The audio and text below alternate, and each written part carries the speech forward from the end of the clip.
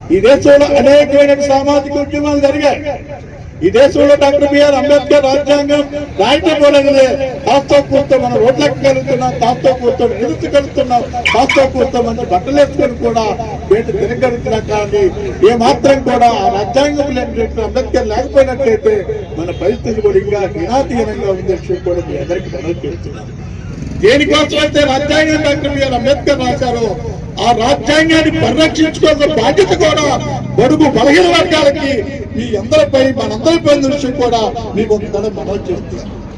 దీన్ని రక్షించుకోవాలంటే మనమందరం కూడా ఐక్యత ఉండాలి, మనమందరం కూడా సమైక్య ఉండాలి.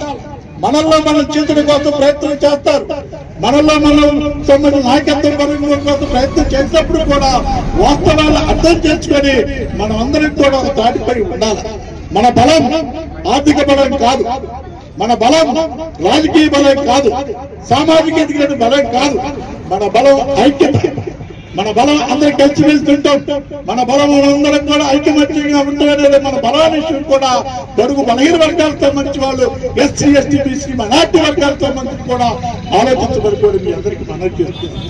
మందకృష్ణ మాదిగా ఒక సామాజిక ఉద్యమం కాదు, ఏబీసీల వర్గీకరణకే కాదు, పసిపిల్లల సైతం కూడా ఆరోగ్య సంస్థ ప్రవేశపెట్టారంటే అది తప్పనిసరి కూడా మందకృష్ణ మాదిగ వ్యక్తి యొక్క ప్రభావాన్ని కూడా నేను మనవి చేస్తాను.